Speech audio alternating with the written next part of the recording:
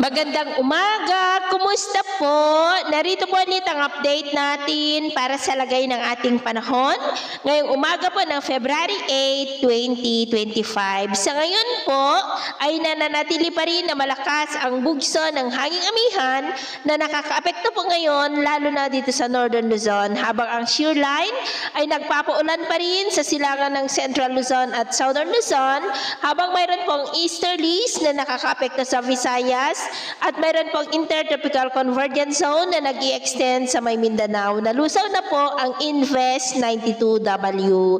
At sa ating long range forecast, consistent pa rin naman po na walang bagyo na namamataan na tatawid po dito sa ating kalupaan hanggang sa susunod na 2 linggo ay posibleng storm free pa rin po tayo.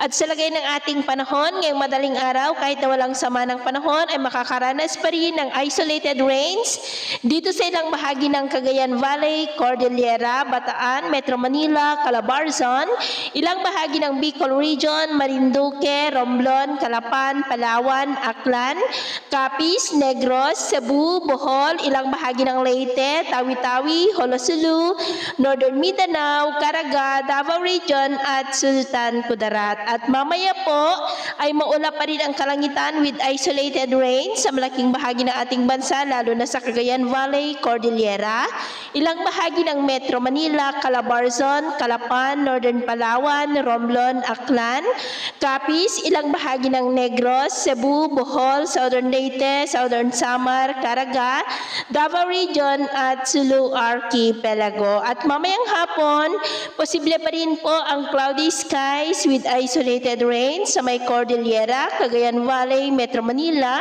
Calabarzon, Mimaropa, Camarines Provinces, Catanduanes, Western Visayas, Central Visayas, Zamboanga Peninsula, Northern Mindanao at Sorsogon. Kaya mag-ingat po tayo sa posibleng banta po ng mga pagbaha at pagguho ng lupa. At sa atin naman pong mga baybayin, matataas po ang mga alon ngayon sa buong seaboard ng Northern Luzon at Central Luzon.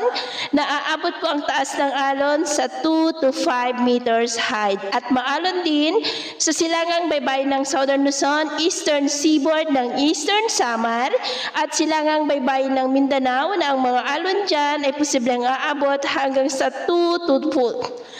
sa 2 to 2.5 meters height. Kaya hanggat maaari po ay iwasan na muna natin ang papalaot dyan sa mga may kulay pula para mas makaiwas sa mga sakunang pangkaragatan. So yun po ng latest update natin sa araw na ito. At ako po muli si Gems na nagsasabing sa kahit na pagsubok po na darating sa ating buhay, huwag na huwag po tayong mawawalan ng pag-asa. Thank you and God bless!